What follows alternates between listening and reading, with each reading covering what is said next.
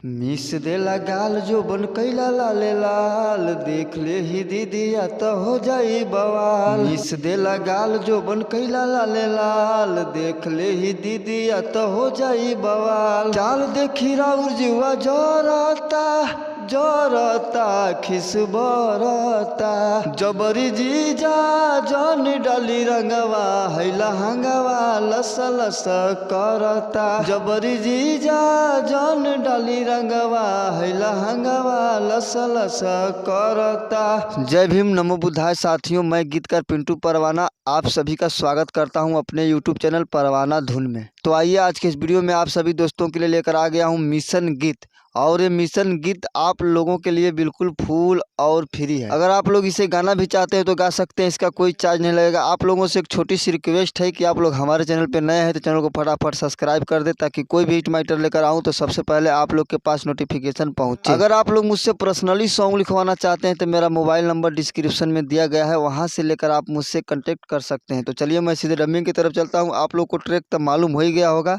पवन सिंह का ट्रैक है, जिस ट्रैक का नाम है लहंगवा लस लस करता। लिखी संविधान साहेब बनले महान, मिलल अधिकार पूरा दिहले ध्यान। बहुजन समाज आगे बढ़ता बढ़ता, जब पढ़ता बढ़े लागल भीमवादी मनुवादी देखी देखी जरता। चलिए मैं इसका डमिंग दे रहा हूँ ताकि आप लोग को स्पष्ट मालूम चल जाए। लिखी संविधान साहेब बनले महान, मिलल अधिकार पूरा दिहले ध्यान। लिखी संविधान साहेब बनले महान, मिलल अधिकार पूरा दिहले ध्यान। बहुजन समाज आगे बढ़ता बढ़ता, जब पढ़ता बढ़े लागल भीमवादी मनुवादी देखी देखी जरता। बढ़े लागल भीमवादी मनुवादी देखी देखी जरता।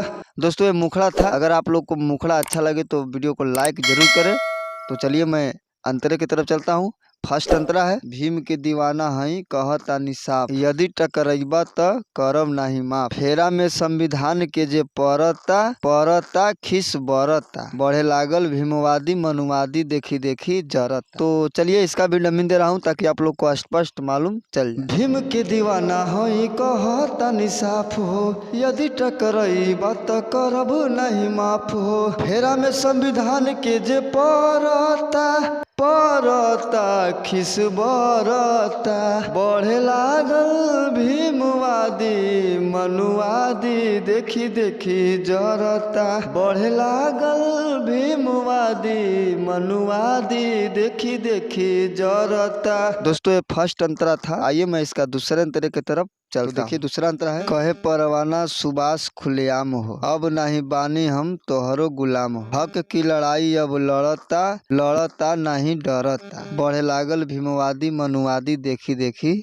जरता। तो चलिए मैं इसका भी डमिंग दे रहा हूँ ताकि आप लोग को स्पष्ट मालूम चल जाए। कहे परवाना सुबास खुलेआम हो, अब नहीं बानी हम तोहरो गुलाम हो। कहे परवाना सुबास खुलेआम हो, अब नहीं बानी हम तोहरो गुलाम हो। हक की लड़ाई अब लड़ता लड़ता नहीं डरता, बढ़े लागल भीमवादी मनुवादी देखी देखी जरता। बढ़े लागल भीमवादी मनुवादी देखी देखी जरता।